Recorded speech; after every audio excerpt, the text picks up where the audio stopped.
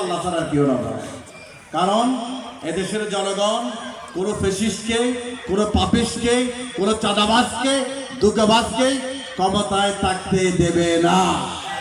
এই এলাকার জনগণ ছাত্র জনতার রক্তের সিঁড়ি যারা ক্ষমতায় গিয়েছিল, সংসদে প্রথম বক্তব্য প্রধানমন্ত্রী জুলাই শহীদদের পক্ষে, এবং সংসদের সভাপতি খন্দকার মোশাররফ হোসেনের বক্তব্য জুলাই সনদের পক্ষে, মাননীয় নির্বাচিত স্পিকারের বক্তব্য জুলাই সনদের পক্ষে।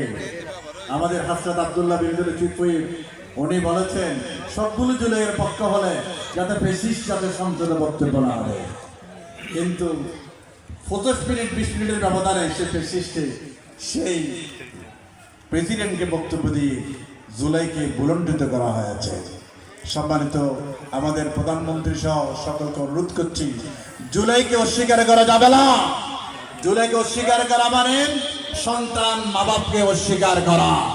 সন্তান যেমন মা বাপকে অস্বীকার করা বিশ্রী ব্যাপার, মানানসই নয়। সরকার বিরোধী দল কেউ, নির্যাতিত কেউ জুলাইকে অস্বীকার করতে পারবে না। জুলাইকে জুলাই সনদকে আইনি ভিত্তি দিতে হবে। সরকারের ভিতর থেকে বাইরে থেকে বদ্র হয়ে বিরোধী দল সংসদের বিরুদ্ধেও অসত্যের বিরুদ্ধে আন্দোলন করবে ইনশাআল্লাহ। সংসদের বাইরেও আন্দোলন থাকবে জনগণের পক্ষ হয়ে। আমি আপনাদের দোয়া চাই, সহযোগিতা চাই।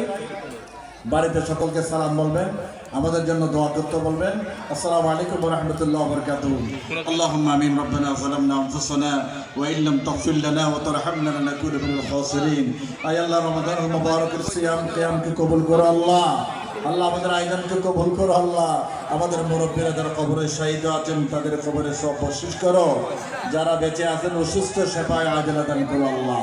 ব্যবসায়ীদের ব্যবসায়ী বরকত দাও, প্রবাসীদের আইন কামে শান্তি দাও, ইরানের মুসলমানদের বিজয় দান করো আল্লাহ।